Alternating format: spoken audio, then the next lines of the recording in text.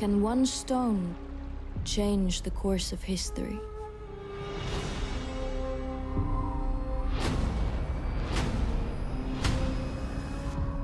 Cowards!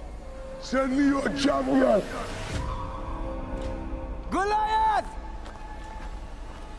Can one act of defiance create the legend?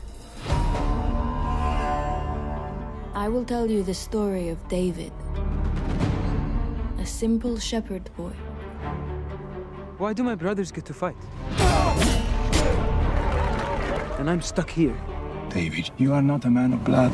An outcast who became one of the most famous kings who ever lived. God does not see what man sees. He sees into the heart. And you have the heart of a lion.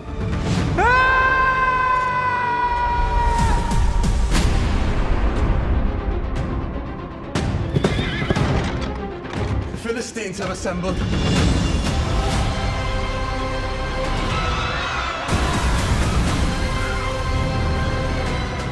I saw the print of a hand, larger than a weaver's basket. They have a giant. What? My king, I will fight the giant. Fight him with the same spirit you bring into this room.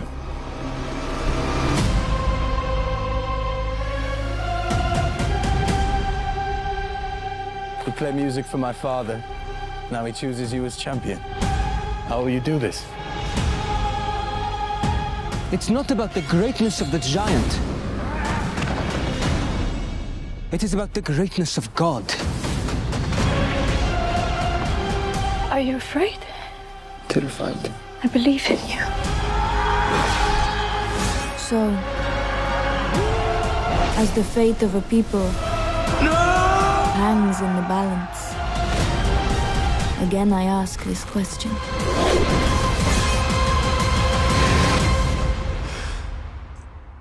Can one stone change the course of history?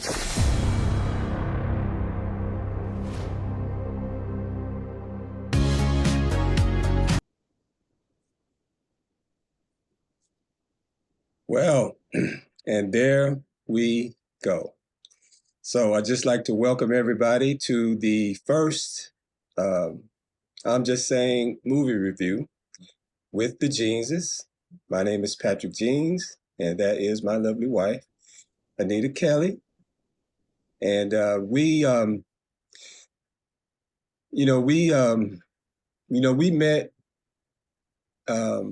back during COVID, and the lockdowns and everything were going on.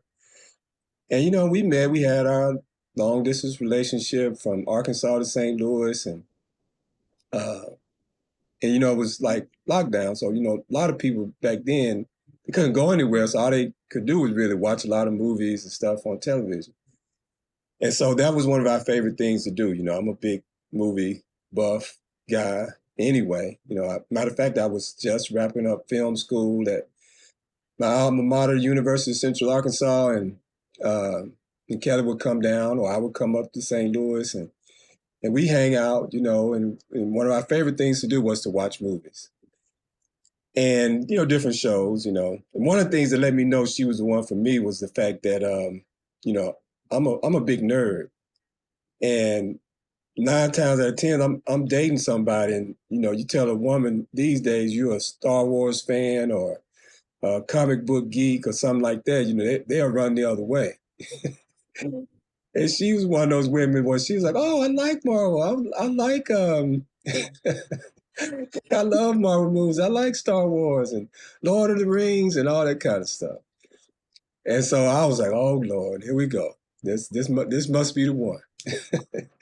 So we just had the best time just sitting up. We would watch movies, and then, we discuss them afterwards, And, I was just coming out of film school, so I was in the habit of like discussing movies and analyzing them and breaking them down, based on the plot, the story, the film cinematography, the costumes, wardrobe, everything. And so we were just having so much fun. And we went through pretty much all of our favorite movies, you know, and so we always kind of were selling ourselves even back then, like, okay, we're gonna do a show one day, you know, because even back then I had the idea that I want to start up a podcast, and one of the things I was interested in doing as a part of my idea to start up, I'm just saying media, and you know, not only have sports and news and politics and culture and comics, but also, of course, entertainment. You know, all those things, you know, were a part of the formula, you know, because the idea of I'm just saying media was to bring all those things that are used to be in a newspaper into the digital form. And so, movie reviews was something that I did even when I was working for newspapers. I would write movie reviews. I enjoyed it very much. And so it was always part of the plan. And so, so now this is our first opportunity to do a movie review. And we were trying to decide, like, okay, what would we do? You know, what would be the first one? We've gone through all our favorite movies. You know, when can we just kind of dive in and do it? Now, we kind of talked about, well, we're going to go back and do reviews of our favorites and kind of get those out of the way. But when I saw The House of David just last week, I knew that was the one. So that's when I went to Kelly and I was like, Kelly, that's it right there. Let's do that, you know. So I'm going to turn it over to her, and we're going to get her thoughts on The House of David and why we chose to do The House of David for our first review show. All right. Hello, everybody. And yes, I'm Kelly, Pat's wife. And what he said is very, very true about how we met. And one of the reasons why we chose House of David was because it was so applicacious to the season, because we're coming into the season of Easter where we're celebrating the death and burial and resurrection of Jesus Christ, our Lord and Savior, and how David is a type and shadow of Jesus Christ, okay? And that he stands up, you know, for the sheep being the people. He also went to the cross for us and endured great pain and suffering and humiliation. And they pierced him in his side, you know, the blood of the thorn of crowns on his head, and he bled from his head. Which helps us with, which is supposed to be a sacrifice for our mental health and stability. And so all of that together with this time, this season, this place was just so apropos that I really, really agreed with Pat. I was like, when he came to me, he was like, oh, I found this movie on David. I was like, this would be perfect. This would be so perfect, even though we have so many in our wonderful movie repertoire. But this is absolutely awesome. And so I'm looking forward to us doing our first movie review, and I'm looking forward to there being many, many more. And I hope you like it over here in our world. So let's switch on over, and we're gonna go to our ticker here, and so we're gonna go through different parts of it and kind of analyze different aspects of the series. And so we just did our welcome, just kind of welcome you to our world and, you know, what we're trying to do here. And we're going to talk about why House of David. And I definitely have some things I want to add on to what Kelly was just saying. But it goes through the story of David and Goliath. So basically this first season is basically a retelling of the story of David and Goliath, but with the backstory. And the whole series is bookended with, you know, it starts with the battle, then it goes back and tells you everything that leads up to that, and then it drops you off at the battle once again. And so that's in season 1 through season 8. We're going to look at the cast of characters because they have a great acting cast with, a lot of them were new faces to me, to be honest. But there was one guy in particular that was, I can't even call him a familiar face because he's such a great actor that every time I see him in a different role, I don't recognize him at first. And then at some point I realized like who it is, and I was like, oh my God, that's him. So, and he really stole the show. And so we're going to get into the cast, and the cast was great. We're going to talk about the characters. What were our favorite characters? What were our favorite moments? And then we're going to critique it, try to see what areas we felt like they may have dropped the ball in. Of course, with being a biblical story, it's going to be somewhat controversial, and some people are going to have their nits and picks and likes and dislikes about it. And so do we. I don't want to think it's perfect, but I thoroughly enjoyed it. We'll look at the changes from scripture. We're both, believers in the word and in God, very much so. And so, to what degree these kinds of stories actually are true to the Bible is really a litmus test for me.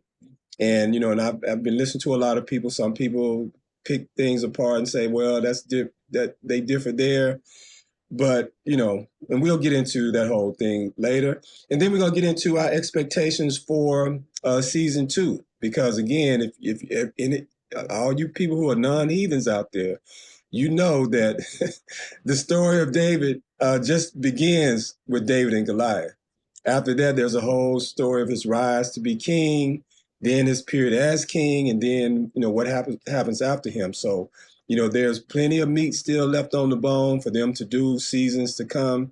And this one was just setting the table. And then, of course, as we always do, even when we started out, just me and Kelly, just there watching the movies, we'd always end it with, we give our grades, we give our final analysis. What would you give it? That's always our thing. So now let me start by going back to the first thing that Kelly talked about, like why House of David.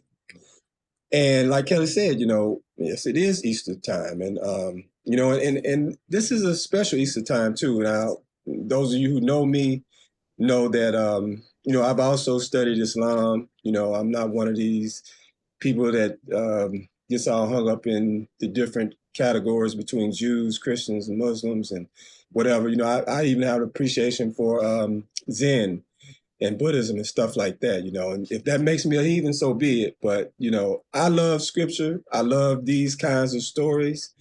And the thing that I always loved about them, stories like Lord of the Rings and Game of Thrones and and stuff like that, is that when I watch them, I was like, oh my God, it's almost like the Bible. It's so these profound messages and all these characters of wizards and prophets and heroes and, and villains and all that stuff. It's just good storytelling to me. And of course, the Bible is the book of all books, and you won't find any better stories than in the Bible. But the problem has always been, it's rare to get a well-told Bible story into film. There have been some notable examples, throughout film history, like the 10 Commandments and Samson and Delilah, which I think are, two of the, OG versions that everybody tends to like. I'm a big fan of Franco Zeffirelli's Jesus of Nazareth. I think it's very true to the Bible and very well done. So, there are things out there like that. But in addition to all that, the story to me of David and Goliath can't be more relevant today than it ever was.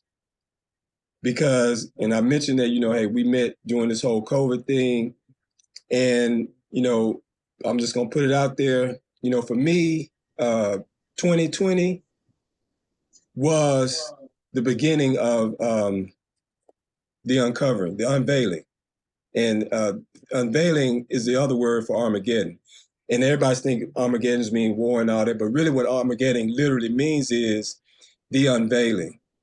That's when, the cover is thrown back off the wolf. The sheep's clothing that's been on the wolf all along was thrown off.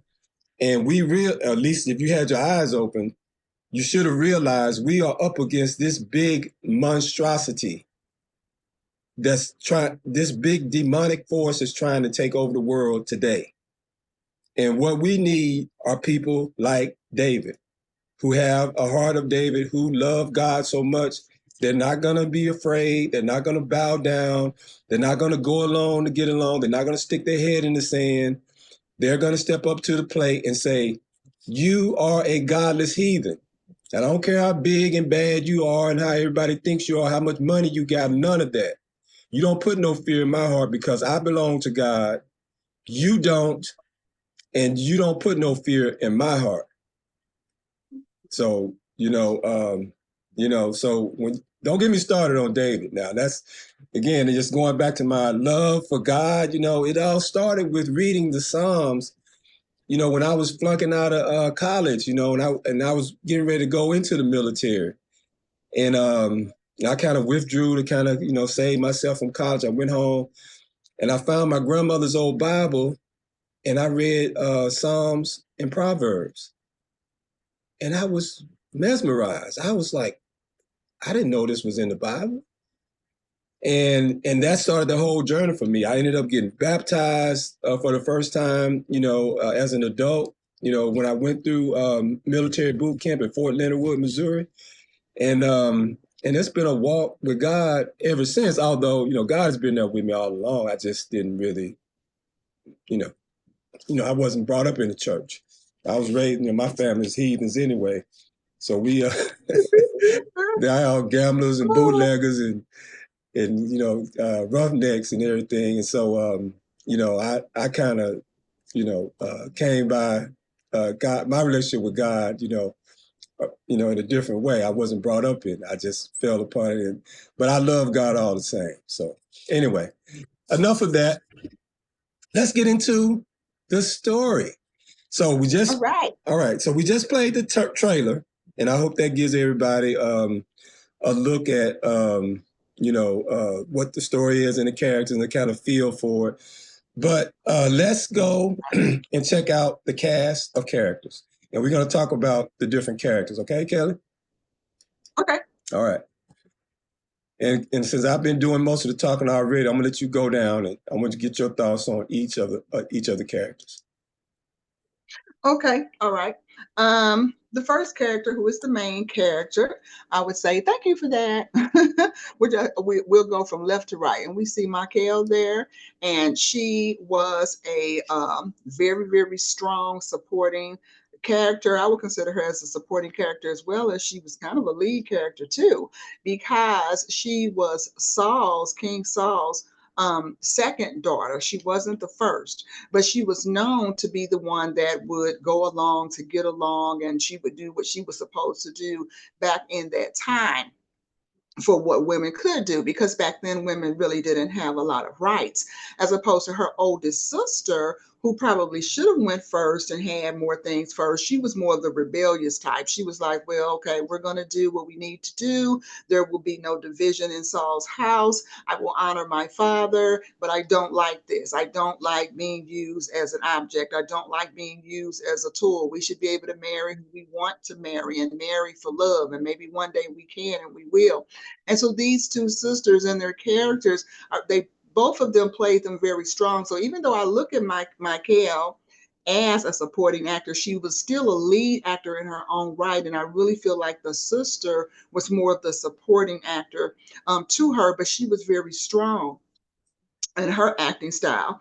And these characters was very, very believable, because even though they were somewhat opposite, they formed a bond, a mutual bond of, I want to be able to marry for love. And then the next one, I believe on the picture you had, was David. Mm-hmm. I can't, it's fuzzy. I can't read that. So if you see the name or something, you can go on and read it off. But the next one we see there is David. And of course, David is the main character through this whole story, surrounding the story and everything. And it's basically talking about his life and his hardships, as well as his times of victory. Okay. And so he's the main character in all of this, and he played his role well. And I am not familiar with any of these particular actors and actresses and everything. This is the first time that I'm actually seeing them.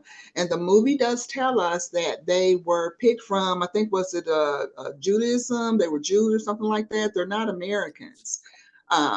But that's what they were picked from. Then the next one we see here is Saul, who's a very interesting character. And I really have to give him his props. He did do some things, we'll get to that later on the list, that I didn't care for. However, he really played his role, because to me, he kind of reminded me, now I'm a nurse, I'm a registered nurse. So, I see things differently, but he kind of reminded me of somebody that was bipolar in the movie, but I know he was acting, he was doing his part, he was playing his role. That was a part of it. And he played it awesomely, because he had to switch back and forth from one minute, I'm King Saul and I know what I'm doing, I'm large, I'm in charge, I'm in control. And then the next minute he was like completely out of his mind. And he played the out of his mind in such an awesome way. I thought, what a way to keep having to toggle back and forth.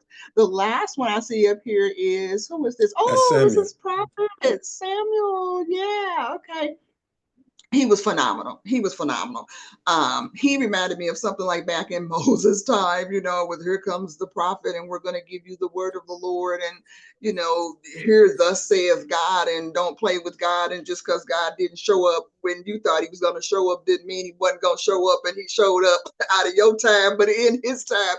It was just really something, and how you could see the spiritual aspect of how God came in with his flow and in his spirit as the writers and the producers and everybody created and put it all of this dynamic scenery together, how God backed the words of Prophet Samuel's mouth. And I think that's powerful, because as Christians today, I'm just going to claim being a Christian. I'm not going to say I'm a Jew. I'm not going to say I'm a Muslim. I'm going to say what it is.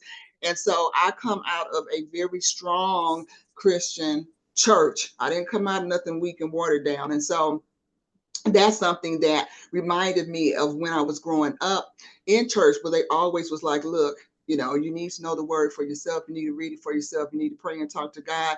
And when you speak, you need to speak with one that has power and authority, and know that God's going to back you up. And that is the type of character that they display with Prophet Samuel. And I want to let Pat get in here on that one. Okay, yeah. So yeah, just quickly on each of the four main characters they have up here. Michal,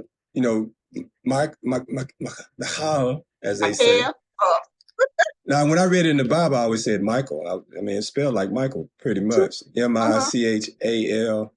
But they pronounce it in the story, Michal. With the, how they, yeah. Oh, like you kind of spit on. Okay, go ahead, that's funny. But she plays the love interest, basically. And she, in the biblical narrative too, she is David's first wife. But the way they wove the story together about how they came together and the whole romance between them is beautifully well done. No, everything is not as it is in the Bible, but the way they put it together from a storytelling perspective was very well done. So say, for example, and again, I'm not worried about giving out spoilers here, because, if you don't know the Bible, you don't know how the story goes, you're a heathen anyway, so you won't even be watching. So I'm not worried about that. But, but the way they did it was like, David was like, okay, anointed to replace her father, and nobody knew it. And then it just so happened that her father sent the two daughters to a wedding in David's tribe, in among the tribe of Judah.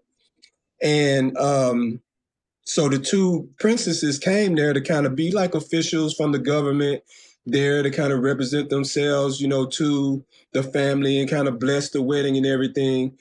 And then David was like this kind of notable, famous musician, among his people. So he was there playing at the wedding.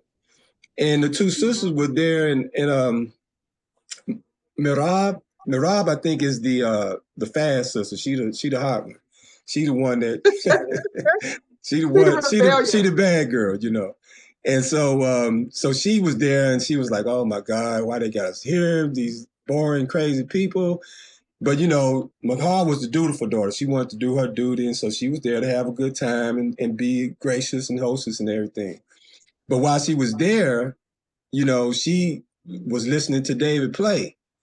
And she kind of was like, hey, who is this guy, So she goes up to him and is like, introduce herself. And so there's this thing that kind of jumps off at that point. And so the way that they even made them meet was like so well done, And then, of course, the rest of the story as David becomes the heir to her father's throne, basically, he eventually gives one of his daughters to David for, his heroics in battle and being one of his top soldiers and everything, just like a king would normally do and like they did in those times. So just the way they handled everything was well done. McCall does a great job as a good daughter. David is well played too. Matter of fact, I got a thing queued up. I'm gonna play you guys a scene where David plays the music. And if anybody knows the story of David, and you know that that's who David was even before he was a king, he was like a little shepherd boy that was like hanging out the flocks playing music. He was just like an artist. He was a poet, and so that was like his thing. And so and then later on he went to put all these psalms. Psalms is just another word for songs in the Bible. So the psalms that are in the Bible are basically songs that either he composed or he had composed while he was king in honor and glory of God. And so there are these scenes in the story where he sings these songs, and it's so beautifully done that you feel like, wow, that's like a love song to God. And when you sit there and listen to it, if you got any spiritual bone in your body, it's going to resonate with you, And so just how they did that whole thing was so well done. Saul, and Kelly mentioned how Saul was kind of bipolar. and the way they dealt with that was, again, like from a cinematic perspective, was so well done because, like she said, he would go from these moments where he's this large and in charge figure that he was, as king. But at the same time, if you know the story of Saul in the Bible, although Saul was like this big, tall guy that everybody kind of looked up to, inside, he didn't see himself that way. And when they first came talking about making him king, he was like, what are you talking about, me? No, I ain't trying to do that. And he was hiding, trying to get away from it and everything. But by this time in the story, he's like become king. He's winning all these battles. Everybody believes in him. But then he makes a mistake of putting himself before God. And then Samuel takes that mantle from him. And then that causes him to have this nervous breakdown and go back to that insecure guy that he was in the beginning. But the way they do it in the story, you can like see just the way they use color, where, he goes into the shadow world where these demons and things are trying to get him. And he's imagining all this in his mind, where on the outside, kind of, people aren't necessarily trying to get at him, but it is still well done in the perspective, like, how it is in real life, everybody is out to get you in a way. Everybody's trying to got their own little agenda and, got these little spirits about them. And you got to watch yourself around people. And if you are not well balanced in your mind, it can get to you. And so the way they do it, and again, they do it with color and everything. And it's like, man, and the thing about this too is it's a low budget production. So they didn't do all of this with, top-notch Hollywood dollars, but they did it with a very good knowledge of filmmaking. And again, as somebody who's been to film school, knows that the technology is out there now, where if you know the technology, you can create these high-level effects without the big budgets. If you got the right know-how and the right equipment, which, it's an Amazon production. So yeah, they got relatively a lot of money compared to, an independent filmmaker or something, but it's not Hollywood dollars. But the way they used it was so economically and well done. For the most part, I put it this way, a lot of these Marvel movies they make today with all these big budgets, with all this CGI and stuff like that, they don't do as good a job with the effects that this relatively low budget series does, with what they have to work with. So, and how they sort of portray the whole thing of Saul's mental state in that is just, wow, so well done. Which brings me, last but not least, to my man, Samuel. And Samuel, oh my God. Now, one movie, one of my favorite movies of all time, definitely my favorite Western of all time, which to me, I love Westerns, but I don't care what nobody says. There is no argument that the greatest Western of all time is Tombstone. And one guy that stole the show in Tombstone is this guy. He played, and you wouldn't recognize him from looking at him now. He played Ike Clanton in Tombstone. And he couldn't have been more different than Samuel is. Because Ike is a heathen's heathen. He's a coward. He's a drunk. He's no good. And he played that role so great. Tombstone is one of those shows too that's got so many great performances. It's hard to say he stole the show when you got Val Kilmer playing Doc Holliday. But still, that aside, I mean, Ike Clanton in Tombstone is funny and really, does his part to make that film a great film. And this is another example of this guy. And I think he's also famous for playing like the villain in Avatar and a few other things like that. But, this has got to be up there, one of his best performances in playing Samuel, because he's like Gandalf and Moses and, all of them wrapped into one. So he just really laid it down and does his thing there, because they got a scene in there where he kills this pagan king. Hey, that's Samuel, man. That's my man. And, that's the thing I love about when you get these real stories about the Bible, too, that to me really get me excited, is because, people have this idea, oh, man, the Bible, man, I don't want to hear that, man. They soft, man. They ain't real. No. If you really take the time to read the Bible, you'll realize that, no, ain't no punks in the Bible. Y'all the punks run out here thinking you tough, wearing your little pants down on your ass and all that. But if you want to get some real men of God that will put fear in a devil, then my man lays it down to show y'all how it's done. All right. So let's get to some of the other lesser characters here. We talked about, we ain't got to go into David. David is David. And the guy does a great job. We talked about Saul. And this is Saul's wife. She's famous for playing in the Man of Steel movie. I think she was Clark Kent's mom. That's like one of her more signature roles. But she plays, although she's not a heavily featured character in the Bible per se, they really give her a large role in this series. And in a lot of ways, she's like the strength of the family, with Saul. She's kind of one that holds everything together. And so, Kelly, give me your thoughts on this character and how she plays her role in the film. Okay, Saul's wife, I can honestly say some things that I liked about her. It was a couple of things I didn't like. The first thing I want to talk about is what I liked about her. I liked the way she carried herself. I liked the way that she showed love, care, compassion, and concern for her husband, who was her king. I like the fact that when she needed to wield her power, she knew how to do that, and at the same time not step on the toes of her husband, of King Saul. And so she had authority and power as well, but she knew when to use it and how to use it. And so I really like that about her.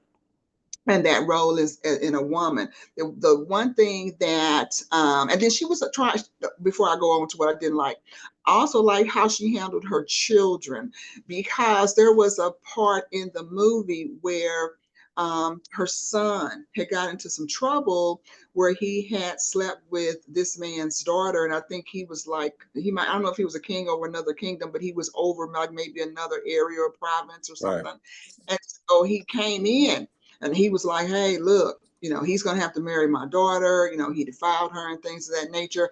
And so her son was like, no, I'm not going to do anything. And he was jokey about it, making fun about it. And so she had enough wisdom to understand this is a serious thing. And if we don't do something about it, we could have a war coming crashing down on us, unnecessary, death and blood and things like that. And so she came back and said, well, look, according to the law, because he started quoting Moses' law. And so she was like, look, then both of them have to be put to death. And so when she said that, the first thing that came in my mind, just as a sidebar, is just how when they were saying to stone the woman, with Jesus, they found the woman in adultery and they said, stone her. And Jesus bent down and started writing in the sand everybody's sins, and everybody started getting out the way. Basically, like, well, hold on, she couldn't admit adultery by herself. She didn't do it by herself, so everybody got to be dealt with then. And so that's the same way with what this mother was doing, who was the queen, who was married to Saul. She like, well, wait a minute. If we're talking about doing something to my son, we got to talk about doing something to your daughter as well. And so that was some wisdom that she used. And she said, give us some time to discuss it. And then when we come back, we'll have a reasonable solution so it won't end up in a war situation or a fight.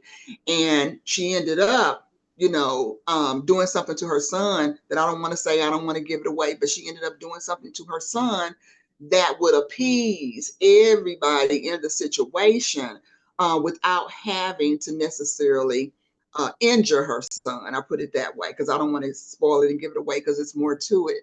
But I do like the way that she slowed down to think the whole process through. She stayed calm through the process. And in my mind, as it was going on, I was thinking, okay, hold on, they talking about your child here. Okay, hold on, stay calm, because you got to resolve this issue right here. And I liked how they actually played that out, even though it was going on in my mind. She was actually acting it out. Now the writers could have had her do something totally different. However, they did not, and I think that they were on point with that particular incident. However, what I didn't like about her was that when her husband got sick, and I'm a big thing of, if something's going on with your mate, you need to be there. You need to be there, and you need to be overseeing what's going on to make sure that they get the best, care that they can have. And so she was trying to do that, but she began to lose hope. And then in trying to help her husband, she ended up consorting with a witch. And so that right there just turned my stomach to no end. But I understand that was a part, of the movie and the plot and the twist and how the writers thought, to put it all together and everything. And so, and so I had to, in my mind, I had to think, okay, well, this is the way that they're flowing with making the movie and making her character act and be and exist. But the question in my mind, and maybe you can help me out with that, Pat, but the question in my mind was, but why? Why did you make her do that?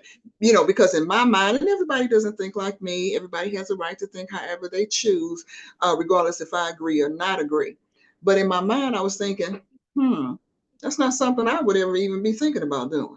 Yeah. And I know God because they all knew God and was serving God. So it was like she was going to give up on the greatest power and authority in heaven and earth for something that was way beneath the earth. Okay. Like down in a pit. So that's the only thing. But other than that, her acting was good. It was on point. I have nothing to say about her acting or anything like that. But that's how I felt about just those two caveats. What do you think, Pat? But yeah, with her, it was just a lack of faith. It's like what happens, how materialism and power corrupts. Because she was so worried about hanging on to her power and position that she was willing to forget God. If God didn't do things the way she wanted them done in the time that she wanted them done, she was going to take a shortcut and be like, well, God ain't getting it done for me, so I'm going to go over here to somebody else that promising me that they can fix the problem right now. And that's what happened. And but I say this in terms of like how they portrayed in the character, in the story, a couple of things. One, it's a situation in terms of how they built her role. They took something that Saul did in the Bible and put it on the woman. Because in the Bible, it was Saul that went and consorted with the witch. Remember the famous story of Saul and the witch of Endor. And right. And basically that's what this is. Now I think they may develop that further in season 2, but this is basically putting all that on her as opposed to Saul, which in the Bible it's on Saul that does all that. The other thing I say for her too is it was beautiful and really touching the way she dealt with that situation with her son. Because remember that scene where she tells him this story about when he was a little boy and he did something wrong, and then she had to dress his wound and kind of make it better and stuff like that. She used that as a way of explaining to him, like, I mean, without telling him up front, but she kind of laid that out there so he would understand later on, like, well, this is why I did what I did. Because you still the same little knucklehead child you was before, and you ain't learned your lesson. So I'm going to have to teach you another lesson the hard way because you evidently don't want to learn. And the way she did that was beautiful. And it was very well written and very well done. And the last thing I say about it is, again, she is kind of put in a villain role for the most part. And let me say this about Saul too, because I've always empathized with Saul in the Bible because I always felt like, man, Saul kind of got a raw deal because he didn't want no king. It was the people that was rebelling against God and wanting the king, and that kind of just got thrust on him.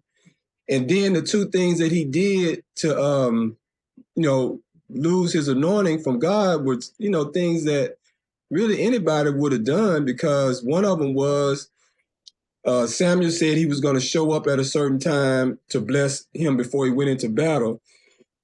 And Samuel didn't show up when he said he was going to show up. So again, same thing with his wife. He lost patience and acted on his own outside of what God told him. And that made God and Samuel mad. And that's the first time God said, okay, I'm going to take this from you because you didn't do what I told you to do. But they ain't excusing Samuel because Samuel was the one that showed up late. And he just kind of panicked and was like, okay, well, I'm going to do it myself. And then the other thing, which they do play out in the story, is when he defeated the Amalekites and God told him to wipe them out, man, woman, and child, animals, and all. Now, by today's standards and stuff, to do that is like barbarous. Like, why would somebody tell you to kill the innocent children and the animals and everything else, And but now it's not like Saul didn't do it for a virtuous reason. He did it for a practical reason, which was, back in those days, people went to war to get the spoils of war. They were willing to risk their lives and fight, but they was doing it because if you won the battle, you got the cattle, you got the money, you got slaves, you got all, what they call booty. That was the reason why soldiers fought back then and still do today. I mean, really, we get paid chump change today by by them standards. But, that's why soldiers would fight. So now they win this battle and they fight, and then Saul has to tell them like, oh, well, I can't give y'all the cattle and stuff. We got to kill them all because God said so. And, materialistic people be like, wait a minute, what you mean, man?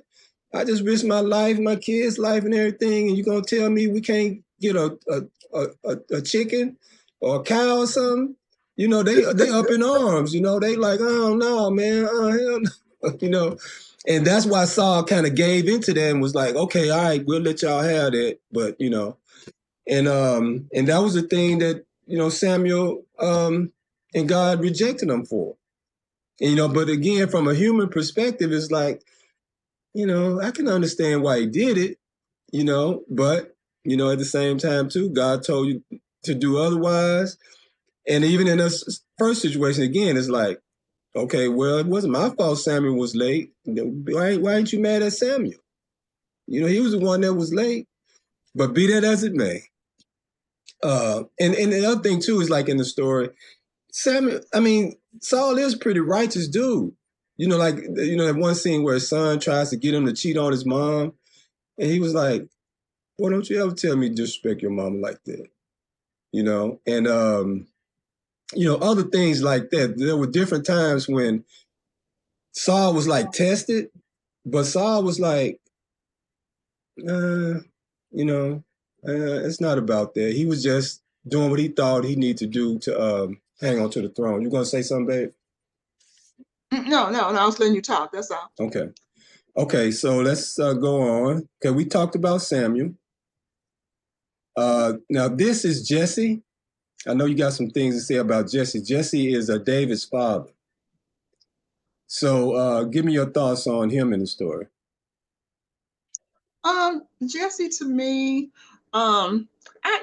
he acted well, he did his part well, but I don't know what it was. I just didn't really resonate that much with him because he seemed like, okay, like when the prophet Samuel got ready to come and he said, I want to see your sons because God is telling me, if there's a man here that I'm supposed to be choosing and picking to do certain things with it and things of that nature. And so the way that he just overlooked, the way that he just overlooked David, that was just interesting to me.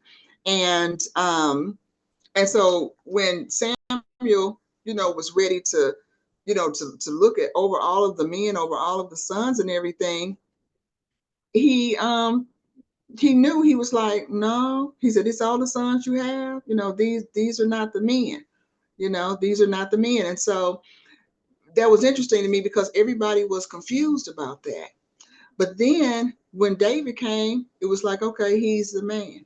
This is the man that God is looking for. All right. So that's, there's a lot of things that's going on in the movie with the way that he was responding to David that I didn't particularly care for.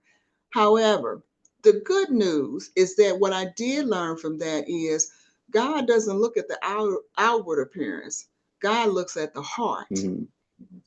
He looks at the heart. And so it wasn't about tall and stature. It wasn't about body build. It wasn't about you've been to war and you've got scars from Moab or the Philistines or anything like that, as some of his brothers would show David and, try to tell him, that's why you out there with the sheep and tending the sheep. That's what you're supposed to be. That's what you was born to do and things like that.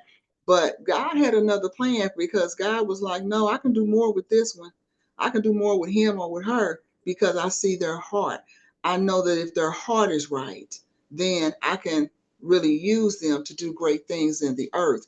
And so sometimes we look at the outward, because we're made of flesh and we look at the outward, but a lot of times God is saying, but what's really going on the inside of that person?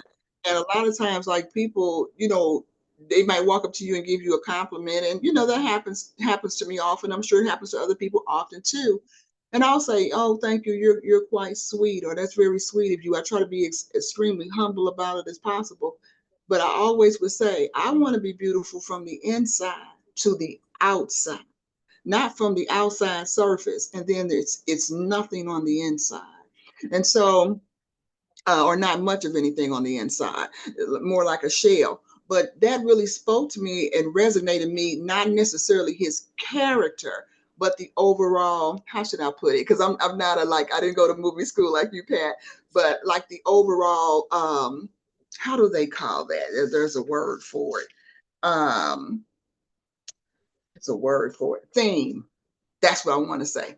The overall theme. And again, I didn't go to school like Pat, but the overall theme of it. So like some themes, the writer can say this is what it's going to be. But then in other themes, it's the people who's watching the movie get to say this is what's the interpretation of it. And everybody can interpret it in their own unique way. And so the bottom line of my interpretation was really simply that, God sees us and God sees me, and I don't have to be anything outwardly of what a person or a man or a woman thinks I should be. Once God sees me and he sees my heart, I'm good to go. I'm good to go. He sees, hey, we're unique. You know, we are unique. He made us different, which is the good news. And he can use us however he see fit. And the very thing that we think that God won't use us on is the very thing he's going to use us on, because he's coming for that heart. It's a matter of the heart situation. And so that, to me, that just meant the world to me spiritually. That just meant the world to me because the world sees differently, and thank God that God sees differently. And that's what I'm saying about that. Now, the word you were looking for that we used in film school for what you said was theme is subtext. That's when, you know, it says one thing on the surface, but then it's an underlying meaning to it that only the audience would understand. That's called subtext. But now on Jesse, of course, you know, the big controversy with people who are into the show is the fact that, you know, like kind of like Saul's wife, David's mother is not really mentioned too much in the Bible. And so they create a whole character around David's mother. And they portray David in the story as a bastard son, either by a second wife or like a mistress. But even though I think by the time they met, I think he said that his first wife had died, but then he got involved with this woman who was not, you know, a covenant woman. She was from you know, what they call them, Gentile. She was a Gentile woman, you know, from outside the 13 tribes. And so because of that, David was looked on as a bastard and an outsider. And they portray his mom as like a seer. She was a woman that, you know, had the ability to, like a prophetess who could see things before they happen and stuff like that. And she was the one that taught David how to play music and lots of things. But they use all that to kind of explain why David was viewed as an outsider in the family. Because like you said, when Saul came there to pick one of the sons, he didn't even bring David there because, you know, David was seen as less than. And so that's why he was like, well, don't you have another son? He was like, yeah, well, that's David. He out there watching the sheep. But he was like, well, go get him then. I told you bring all your sons. I think you meant David too, you know. And but the thing about him that I didn't care for too much was the way they portrayed Jesse. Because in the Bible, you know, Jesse's kind of a good-natured fatherly guy that I never really picked up any questionable things with. But the way they portray him in the story, you know, they got this thing where, you know, the family's being haunted by this demonic lion.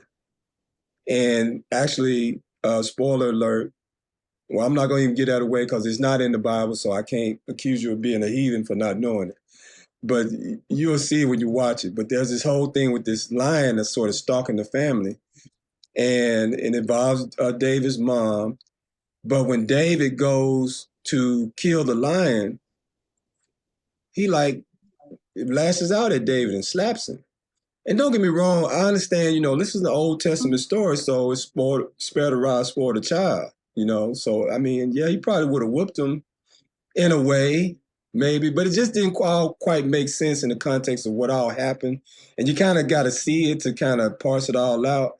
But just his reaction for what David did was just out of line. To me, he should have been thankful that David did what he did rather than, you know, mad at him and trying to punish him. And then there was some other things he did with David that, again, were even though David was always portrayed as the black sheep in the Bible, there are a few things in this that would just take a little bit further than that to where it's kind of like, I'm not sure why they did that. I think it was just to play up the whole idea. You know, to me, it was kind of like trying to make him the Jon Snow of this story. You know, anybody familiar with Game of Thrones, you know, the sort of hero of the whole Game of Thrones thing was his bastard son of the family that was looked down upon. It was really trying to recreate that kind of ethos in the story, you know, around David as a character. But to me, it was kind of a little unnecessary. You know, like I say, it doesn't take away from all the good things I like about what they did. but it's kind of one of those things like, was that really necessary? I'm not sure that was necessary. And then it made Jesse kind of, seem a little sketchy, at times. So now here's, people familiar with the David story, a guy that everybody should know and like is Jonathan. So, babe, what's your thoughts on Jonathan and the way he was portrayed?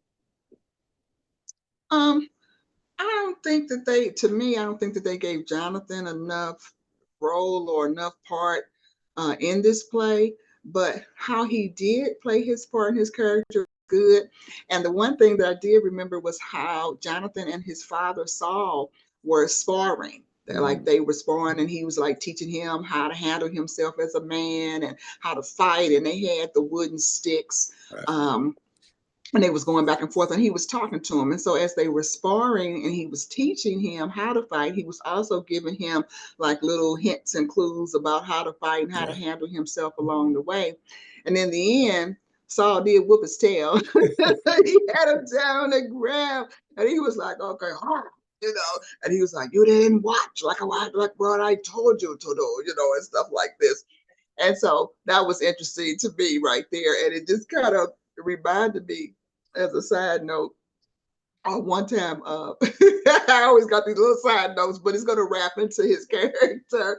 But I remember one time when my brother got big, I think he's about 14, 15, or whatever, and he's tall. But I know how he was going through some changes, and my dad sat down and he talked to my mom, and he said, look, he said, this boy is getting older. He said, now I know you want to, cuddle him and coddle him and stuff, and there's a place for that, and you still have a place in his life, but he's going into his manhood, and there are certain things happening with him mentally and with his body, and only I have the answers. You don't have the answers, Amy. And I got to get in there and talk to him. And my mother said, okay. And she stepped back and let my dad get in there. And so as my brother was kind of going through his changes, my dad was there to say, look, now see why this happened to you because of this or because of that. And it reminded me of that battle with Saul and with Jonathan to where he was talking to him and showing him, this is how you handle yourself as a man, and choo. But what you going to do now? Choo. And so that sparring really reminded me of that. And I was like, okay, all right. So you didn't see his mother in there trying to spar with him or teach him how to do that. So I was like, okay. But again, I'm representing, a lot of, maybe not all, but a lot of, people who sit back and watch these movies and critique them and what they see and their own special flashbacks and things like that, and whatever foreshadowing that they have in their mind from the flashback to the movie to the foreshadowing and stuff like that. And that's how people are actually, processing this. And so that was really good. The other thing I liked about Jonathan is he was close to David, and he didn't show, he didn't have, any jealousy or anything like that. He really was for his father's house, for Saul, but he was okay with David and David's position as well. And I could see how they were starting to be close, in the movie. Now, they never got as close in the movie. I guess that'll come in, what is that, season 2? But you could see that Jonathan was a level-headed man, and he was willing to accept David in whatever capacity was necessary in order to see Saul's kingdom be okay, to see God's kingdom be okay, to see the kingdom and the people at whole be okay. His role to me was very balanced. It was very balanced in his thinking, and he was a calm spirit, and he was one that was willing to learn and absorb and take in, and he didn't have an arrogance about himself, or the big head or anything like that. And so those are the key things I really remember about Jonathan at this time. And like I said, if you love David's story, you're gonna love Jonathan too. Just the friendship they had. But one thing I would kind of disagree with you on in terms of like in this story in season 1, it wasn't that he didn't, like in terms of David and Jonathan having that friendship. It was like at this point, Jonathan didn't really pay any attention to David. He was busy being the prince and the successor to the throne and fighting and doing all this stuff and, trying to be the next king, that he didn't I mean, Dave was just like a little shepherd boy playing music around the house. He didn't really pay him no attention. Now, but it gets to, you can see where they were setting up their friendship to take the next level in the final episode. That's when he really realized, like, wait a minute, who are you? You know, he figures it out because he was all this time, he was trying to figure out, like, well, who is this person supposed to replace my father? He just had no idea. He was right on his nose all the time. But when he sees David go out and defeat Goliath, that's when everybody realizes, like, oh my God, who is this dude? You know? And so that, and again, that was well done. And like I said, if you know how the story goes and how close David and him become, you know it's coming, but it's not shown in the first season. But now, where I do really agree with you on is how they portrayed Jonathan as the good son, the good and faithful son. Because and when I was watching it again today, I kind of agreed with the guy who played Saul when he was saying, you know, really this movie is like the House of Saul. Because it really deals more with Saul's family. And I think those characters are done probably better than David's own family. And but like in that family, Michal and Jonathan are the good kids, and Eshbal and Merab are the rotten ones. And you know, and they do a good job of playing that, because even in this family, Jonathan and Michal both true to God. Even when his mom and dad start breaking away from God and really start worrying about more holding on to power than God, Jonathan is always the one that's like, well, what about God?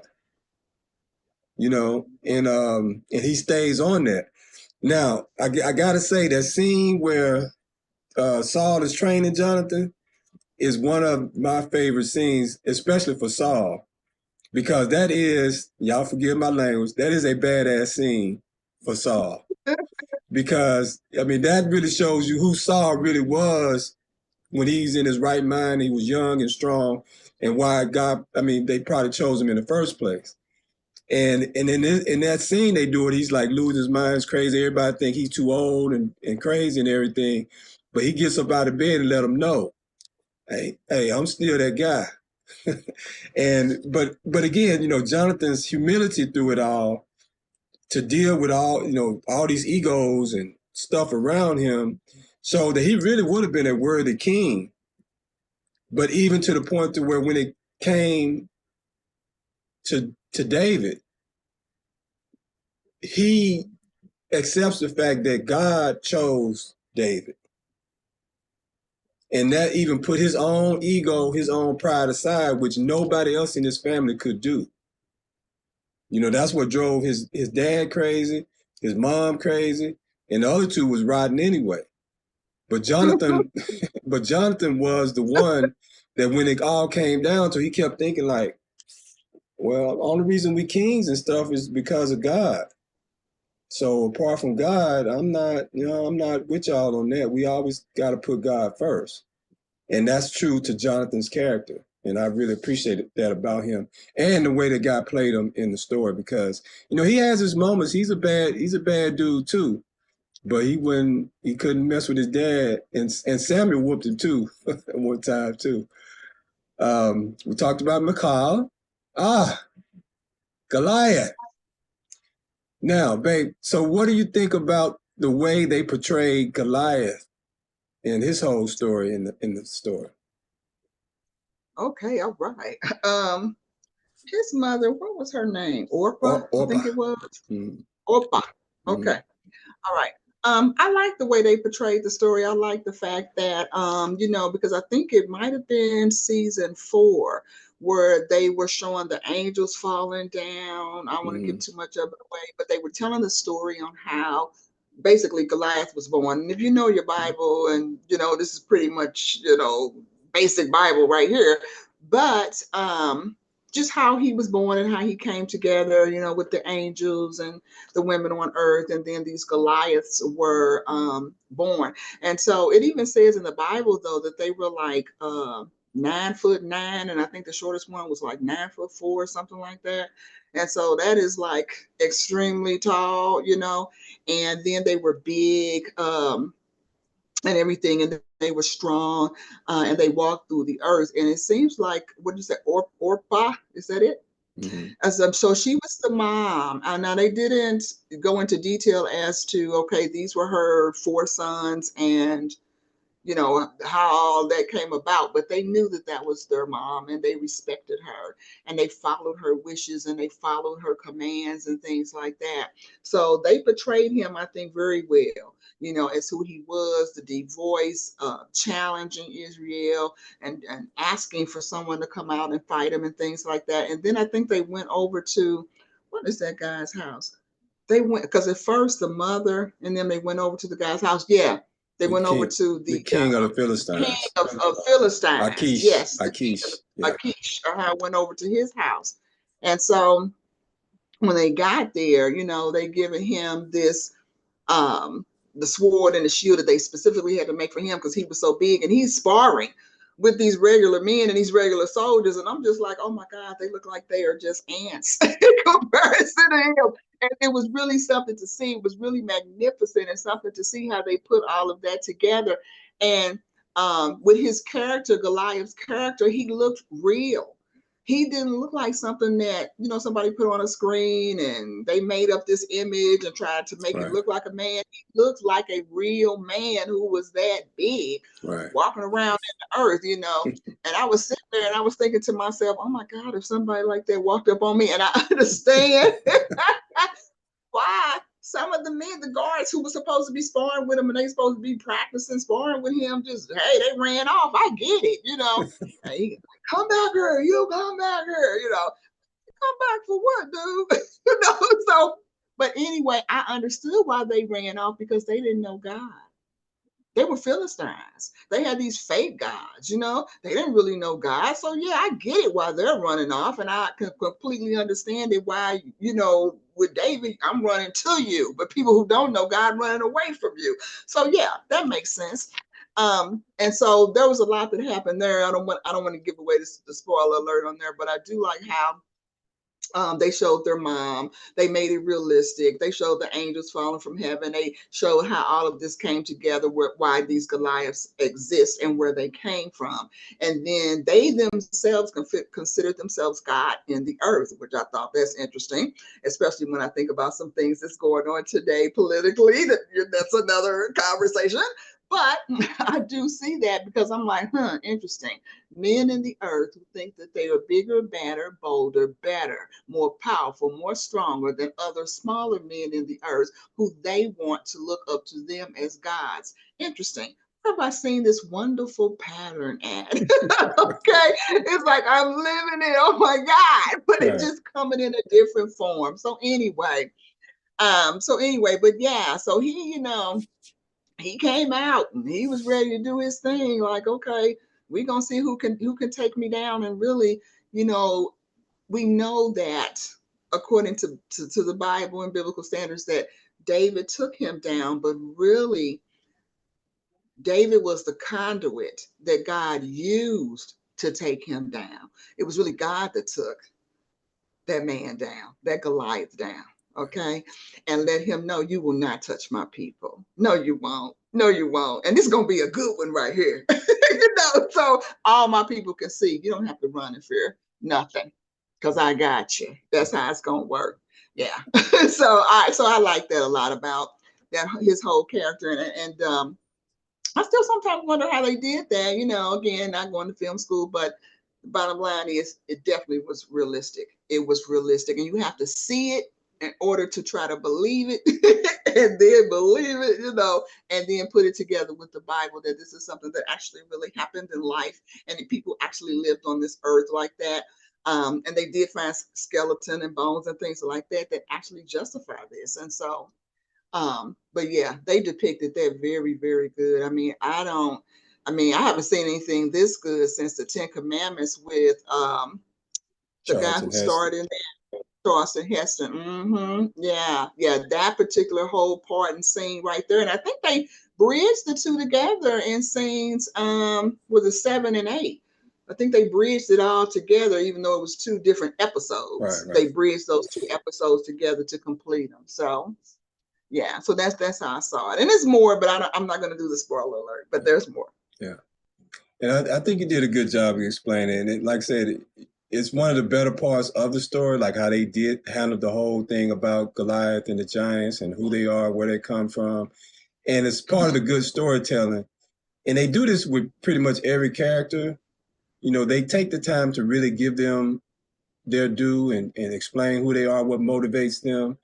And they did that with Goliath and his family and where he came from and why he, you know, was doing everything that he did. So, you know, like I said, when you watch the series, you'll see like that was very well done. And you did a good job of explaining it back.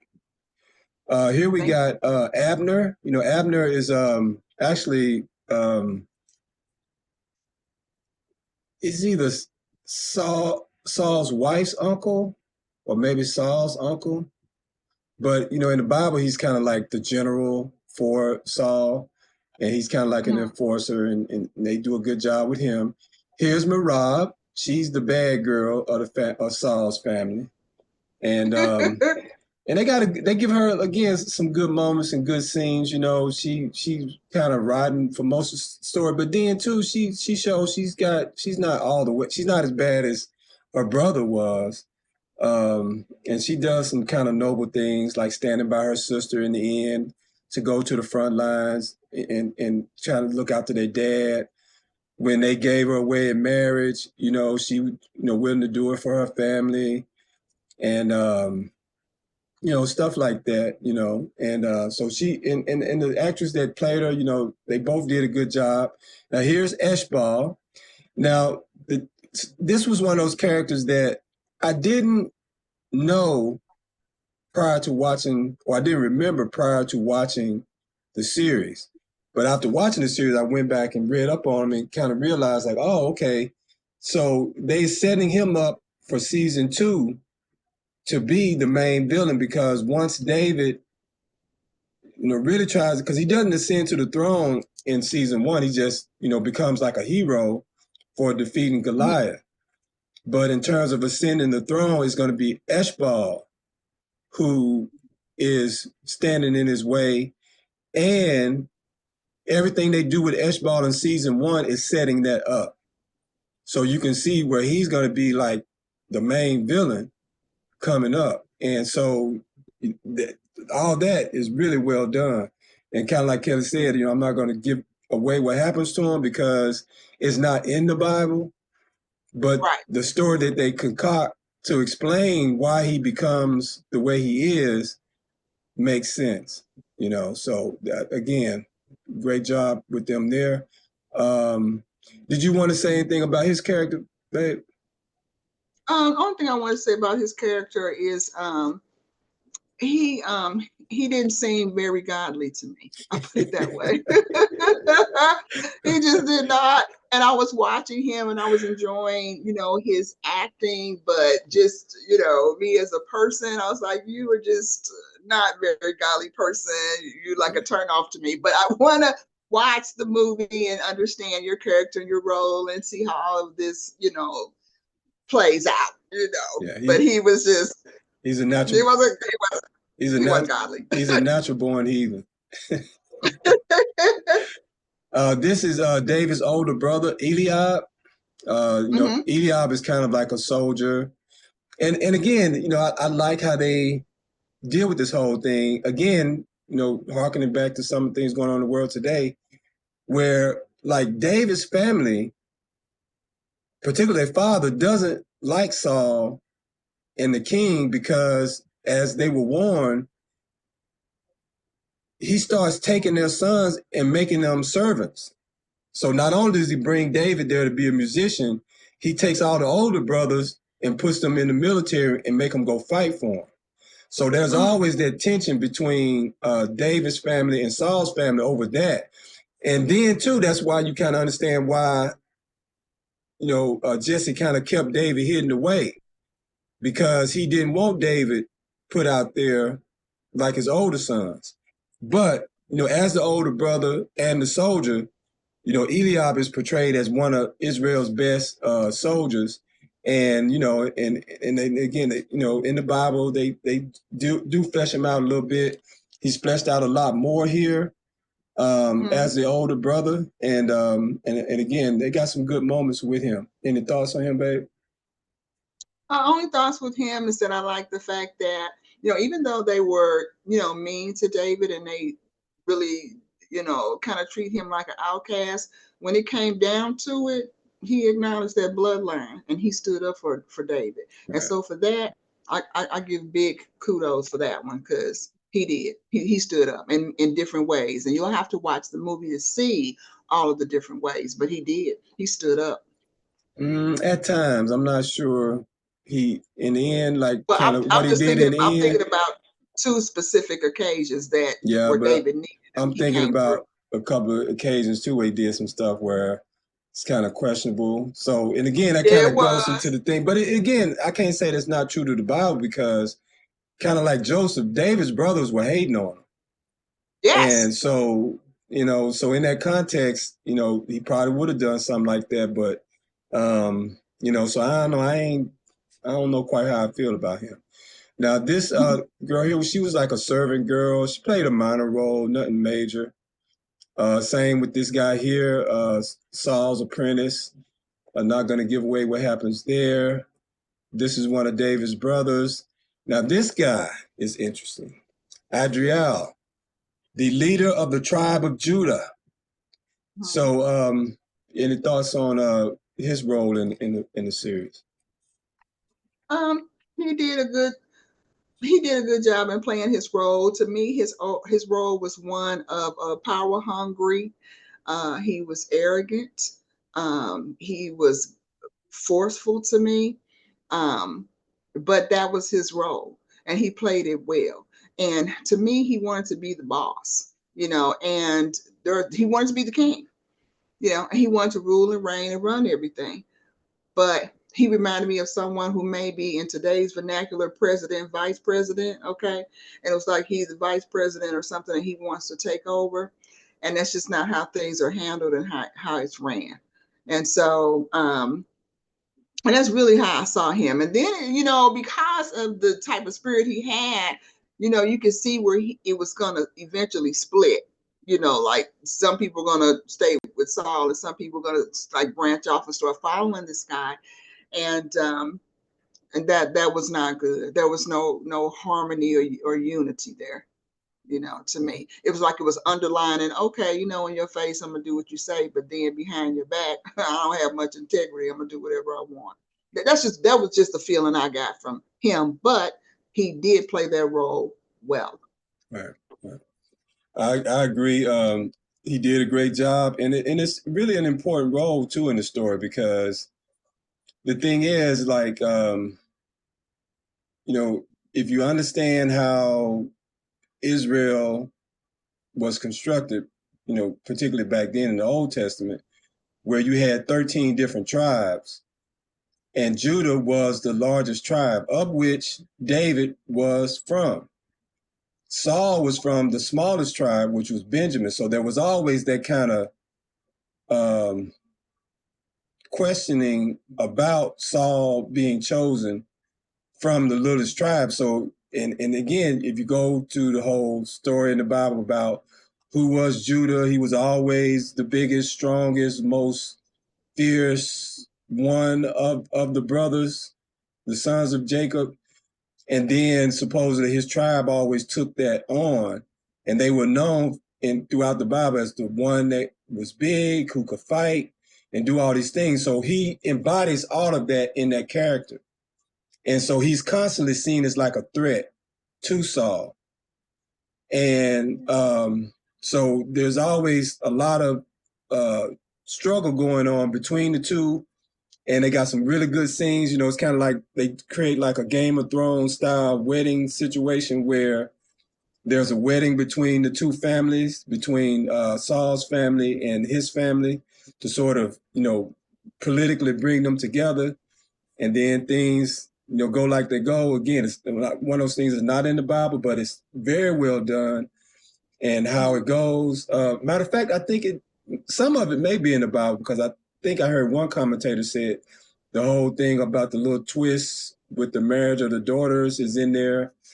So just a lot of good stuff. But for him to kind of play that character as a mouthpiece for the tribe of Judah is very good, and like you said, kind of relevant to this day, because again, people forget, like the children of Israel were 13 tribes, and but in the history of what happened really isn't really talked about or explained well enough to most people, to where now we just think like Jews. Now Jews are the descendants of the tribe of Judah. But there were 12 other tribes that aren't here anymore. And so it's always a question, what happened to them? And why did the tribe of Judah survive? And but these characteristics that he embodies sort of explain some of that. And so, I think that's, again, one of those things where, and this is one thing I wanted to say about the series in general. If you know the Bible and you love the Bible and really read and study the Bible in a real way, to me, you should appreciate a lot of the things in this series, because you can tell who the people who wrote it love the Bible and the characters, and they have studied it, and they put it together in a very artistic way. A lot of times when you see these Bible stories done, it's kind of ham-handed, and it's really, you can tell it's like a heathen thinking that he's gonna capitalize off the name of the Bible and the popularity of these characters and make kind of like a regular B movie out of it, But you can tell, like, with these people that worked on this, and I think John Irwin is the director, is his name. These people love the Bible and its stories, and that comes out in the characters and the story. And this guy is a perfect example of that, once you start watching. Oh, the Witch King of the Amalekites. Now, he was briefly in the story. You want you want to say something on him, babe? Yeah, I do. This right here, and I remember we were watching it together, and I was looking and I was thinking to myself, why did you bring that witch back in your house? I was thinking to myself in my mind. I was like, there's no way. I mean, even though we know that God gave him the order to, kill everything that was living, the men, the wives, the women, the children, the cattle, everything. That's not something that I would even want to consider to live alive, or even to keep alive, let alone to keep of around all things, me. Yeah. I was like, are you freaking kidding me today?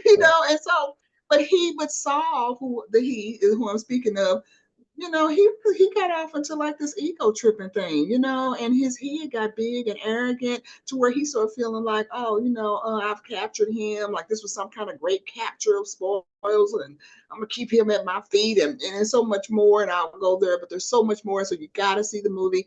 But the whole time I was thinking, he needs to be put to death immediately.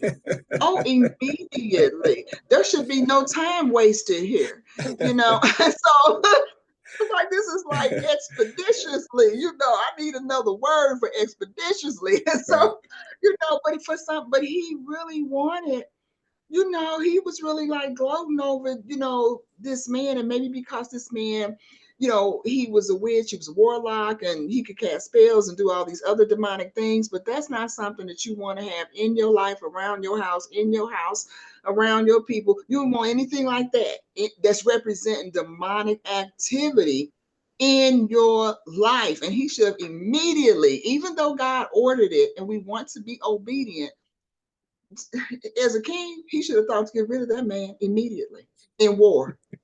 Right. So I was just like, oh God, that's disturbing to my spirit. What did you bring in the house? Right. And get out. and from a storytelling perspective, he's a real they've used him well as a plot device, because a lot of it is extra biblical in terms of how they use him in the story. although he's in the Bible story. But the whole idea of, you know, him being a witch king and him playing a role in what happens to Saul in terms of losing his mind and stuff like that is well done, because that's not necessarily there in the Bible like that. But they used him as a character to introduce that, because again, in the Bible, the insanity and the evil spirit that came on Saul was from God. Right.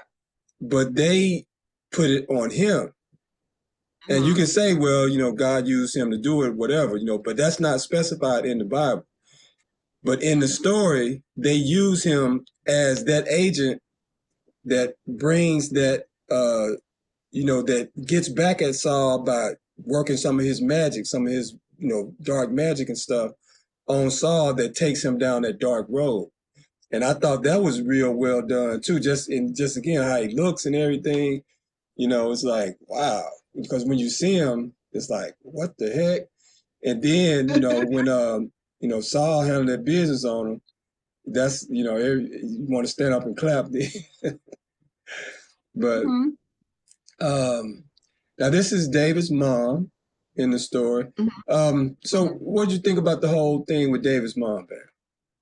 Oh, I think she was sweet. I liked her character. You could tell that she really loved her son, was looking out for her son. She was constantly trying to speak positive words, you know, into her son, because she could see how, you know, he was rejected and how he was being treated. And so she didn't want him, you know, to grow up with that type of negative mindset. So she was always speaking positive things, you know, into his conscious and into his psyche. And I really liked that a lot about her. I also like the fact that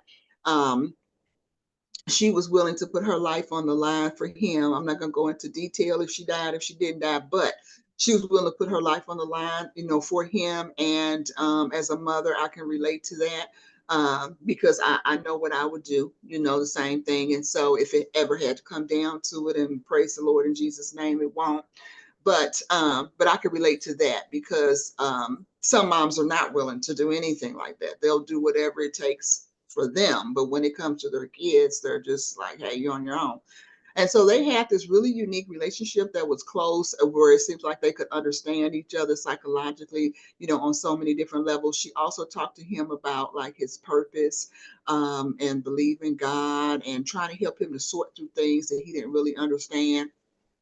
Um, and then just the way that his father treated him, I didn't like that either. But the bottom line with her, I think she was a really, really good role. She was short. Her role was short, you know, but the role that she what they call her, Nitzviv or something like that. Nitz, what was it? Nitzva or something like that. I'm trying to pronounce it. Okay, so but she really did have that caring, nurturing. I'm going to build you up. I'm going to put positive things in you, you know, that's going to carry you for the rest of your life. And apparently it did. And so for that, you know, and from mothers everywhere, you know, thanks, Mom. I really appreciate that, and that love that she bestowed to her child. I think that's a beautiful thing. So, you know. Yeah. Now, again, you know, from a storytelling perspective and like looking at the Bible, again, you know, David's mom isn't too much in the Bible. I don't even think she's hardly mentioned at all. And so they created. She's in there 2 places. Okay. Yeah, she's in there 2 places in the Bible. It was very, very short lived. I think one, they just mentioned her for some reason. I can't necessarily pinpoint. Then the other time was when David took his mom, and this is in the Bible, not in the story, but took his mom and his dad to Moab, and something happened where they ended up in Moab, and he was asking the king of Moab, would he let his mother and father reside there for safety. And those are really the only 2 times that she was mentioned in the Bible. Okay. So, you know, so they really do something different with David's mom and her whole story. Yes. In this thing. And so I know that's been one of the main pieces of controversy, you know, with the show. There's a lot of people who don't necessarily like that or questioning that. I got my own questions and stuff about it, you know, just in terms of like, was it necessary? And in some ways I can understand why they did it, you know, because again, you want to create these storytelling tropes about the bastard son and the outcast part of the family and to get people to empathize with them. But, you know, I don't think that was necessary. And then to take it to the extreme that they did was kind of like, I don't know if that was really necessary. But having said all that, you know, to make it to where she's the one that teaches David his love for music. She's the one that, you know, gives him that love of God and things like that. I appreciate her role in the story. And that part was well done. But some of the other stuff was kind of, I don't know if that was quite necessary. This is Achish, the king of the Philistines. Any thoughts on him? He's the last character. Yeah, okay. Well, he was good. I liked his acting and everything. I think he really did a good job. He just reminded me of like this madman, you know, that was just quenching and thirsting for power and authority, and I want to take the land, and I want to devour the land, and I want the people to be slaves, and just he was just so dogmatic with it, and you know, and I was just like, you know, okay, you know, calm your spirit down, control over yourself, you know. But he was just so hungry and thirsting for that power, you know, until it just seemed like it was consuming him, you know, and his spirit in a very wrong way. But then again, you know, he wasn't a godly person, you know. He was the king of the Philistines. He was actually an enemy, you know, to Israel, you know, and to Judah. So he really wanted to conquer them. And I, you know, and it made me wonder sometimes, you know, is this really about, you know, you just want to conquer them, to take over the land and the spoils and to have slaves, or is this really about some type of really big ego trip that you feel like you are God in the earth? You know, what's really going on? But you know, because I am, you know, spiritual and godly, you know, and Christian, a lot of this stuff is just demonic. It's just spirits, and it's just demonic, and it just all came out so wonderfully done with his character in this movie, you know. And that's pretty much where I sit with it, because he had a kingdom. He had people who were serving him, who reverenced him, and who looked up to him, and who fed his ego and stroked his ego. Why did you need more? You know, more is not necessarily better. Sometimes it's just more. So why did you need all of that? What's really going on up here, you know, psychologically? And so I just felt like it was a lot of negative energy. He played his role well, but it was a lot of negative energy in a lower vibrational consciousness type of area. But he got into his role, and he played it well. He played it well. But he was really an enemy of Israel, and so and Judah. Well, like I said, I'd see it different. I think he did a good job with the role. And to me, he wasn't like the Witch King guy at all. No. And I think, you know, there's some, you know, of course, with all the stuff that's going on, you know, in the world today, is somewhat relevant too. But I thought he was played really well because, I mean, I don't know if you picked up on this, but you know, like even in the Bible, and he said this in the story as well, his motivation was revenge. Saul had killed his father. That's right. That's right. That's right. And so that was the main thing driving him, was the fact that, you know, basically they had came there, took their land, and killed his father. So he wasn't irrational or anything like that. You know, I could clearly understand his motivation. But you know, he was arrogant in the sense that even with the giants, you know, he was like expecting the giants to bow down and serve him. And they was like, I'm serving you. I'm a giant. Why I look like serving you for? And then he found a way. But he was smart. He was very smart and very cunning, because not only was he continually like plotting how to get the other 5 tribes of the Philistines on his side, along with the giants, he had to figure out to get enough forces to come against the Israelites to conquer them. And so he was very smart the way he did it. Now, they had a scene in there where, you know, he captures Jonathan at one point, which isn't in the Bible. And then he like shows Jonathan mercy and lets him go. Sure does. So, I don't see him as the kind of wild, crazy, demonic force like that. It's just that he was an enemy. And they were fighting over land and territory just in certain ways, just like they are over there today. And he was just, trying to fight back on behalf of his people. So, so the way they did that, I thought was really interesting because the Bible doesn't give them that leeway. But in today's political climate, for somebody in Hollywood to do that, it's kind of like, wow, that's kind of interesting. Okay. All right. But at the same time too, like I say, he was, he was a non-believer. Unlike, unlike people today necessarily. But I'm pretty sure like the Philistines of that day were like Baal worshipers and had a lot of demonic practices and stuff like that. But but the way they did them was pretty decent. I thought it was fair. All right, so that's all the characters, and we had an hour and 30 minutes right now. And so I just want to say one thing about that though.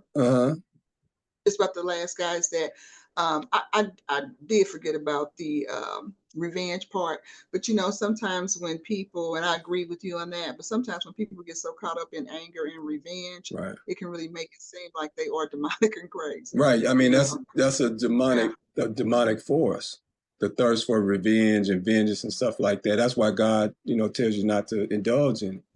So yeah, it can lead to demonic actions and forces and stuff like that. So that's definitely true, and that's a very good point. Now, in the course of talking about all the characters, I think we talked about a lot of the favorite moments, areas of improvements, changes for scriptures, and stuff like that. But so I'm gonna kind of gloss over those. But just off the top, do you have any favorite moments, or even some characters that may not have been on that list that kind of stand out in your mind that you wanted to talk about? There was one I did. I think if I have the name right, I think it was Akal. Remember, I think he was the one that he came there with his sons for, what's her name, Michal, okay, to pick which son she wanted. And she didn't want either one of them. She really wasn't impressed with either one of them. But then, Saul got mad and angry and everything and called it off. But the point is, before that happened, Akal was asking Saul if he would go and get the, what is it, the scribes, the rolls that had the word of God on it. And he was asking him if he would get that and give it to him, that would read about the blessings from Jacob's to Judah. And so when he did that, and I thought, oh, okay, wow, And when he did that, I noticed how Saul turned around and looked at him like, I know you're not asking me scrolls. That's what it is. It's like, I know you're not asking me to go and get the scrolls and read that to you and give that to you. And so it was like that scroll in Genesis 49, verses 8 through 12, where it's supposed to be like this blessing that comes from Jacob over to Judah. And he was asking for that. And Saul just gave him a look like, I don't think so. I mean, he literally just stopped when he was walking and turned all the way back around and looked at him like, are you serious? And then he just turned back around. And so that was a moment. He had that bipolar moment. Because at one moment he was like, sure, yeah, no problem. Then he kind of thought about it. He like flipped the switch. Yeah, he did. It was just that quick. It was like, hey, blink and you'd have missed it. So I was like, okay. But I noticed that and I was just like, wow, hey, things just changed here. But that was something that stood out to me. It's a lot that stood out. But that particular moment right there stood out to me because I'm like, whoa, he just asked you for a blessing from the word of God. You stopped and looked at him like, like, what happened here? You totally transitioned. So I like that. And I like all of the scenery. All of the scenery was just awesome. It was just so beautiful with the waterfalls and the the blue skies and the clouds and the lakes and rivers and just the terrain and the mountains and then some of the valleys. That was just awesome to me. And you know, I like color. so so that was really my cup of tea right there. Because I was like, oh, this is so beautiful. Look at the nature, look at everything around. And it really depicted and made you, you know, start to feel like you were back in those times and you had to try to relate. Because I kept looking at their shoes because I was like, y'all walking around in no shoes and it's dirty and the rocks and everything could hit your toe or anything. That's how you was walking around, you know. So, you know, and at the same time, I was looking at how they were dressed and the costumes and how they were speaking and talking. And, you know, it was like my word is bond and, you know, and things like that. So I was looking at everything that I possibly could, you know, take in, absorb to really understand, you know, what they were all going through because your environment does help to shape you and how you respond to life. So I did like that. But the only thing, and again, the only thing I did not like to wrap it up was I just did not like how Saul's dad was treating David. And that's probably just my own little personal forte because, you know, I had a loving, you know, dad. And so, You talking you know, about, that you I mean don't like how David's dad was treating him? David, yes, I'm sorry. I said Saul, big, sorry about that. But yeah, David, thank you. How his dad was treating him because I'm not used to that type of, you know, conversation from parent to child. So that was different. But I understood that they took what they call poetic licensing, you know, to where we would do that in music. When I used to sing a lot in the choir and direct and all of that, we would call it poetic licensing. And so I would change a lot of the music and the composition around. And no, I did not study music. I could just hear it, tell the musicians how I wanted it, and they had to put it together. And so so I understand that the writers did that. I'm not sure why they did certain things that they did. Maybe that's a discussion for another time. And why they didn't just stick to the way that the Bible had depicted it. Yeah. You know, I'm not sure why they didn't do that, but I do understand the creativity of what they were trying to do. Yeah, so, you know, one of the things we might do, depending on how this goes, is, you know, we may do like a breakdown on each episode because it's got another year before season 2 comes out. So if we want to revisit this and kind of break down each episode, do a review on those, you know, we could do that. But speaking of season 2, what's your expectations? You know, as a person who knows the Bible, what are you looking forward to in season 2? I'm looking forward to them picking back up where they left off. I'm not looking for any plot holes where, you know, they pick back up and it's something like 5 years later. It's like pick back up where we left off, please.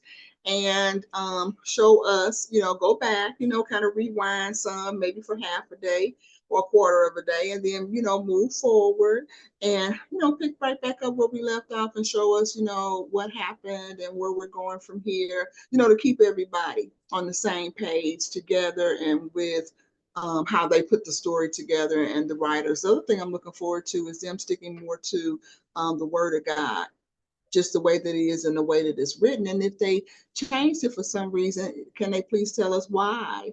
You know, why they did that? Because no matter how, you know, you put it together, I mean, it's still the same story with the same budget and the same characters learning their roles. So I'm not sure why they were changing things around. What does that mean?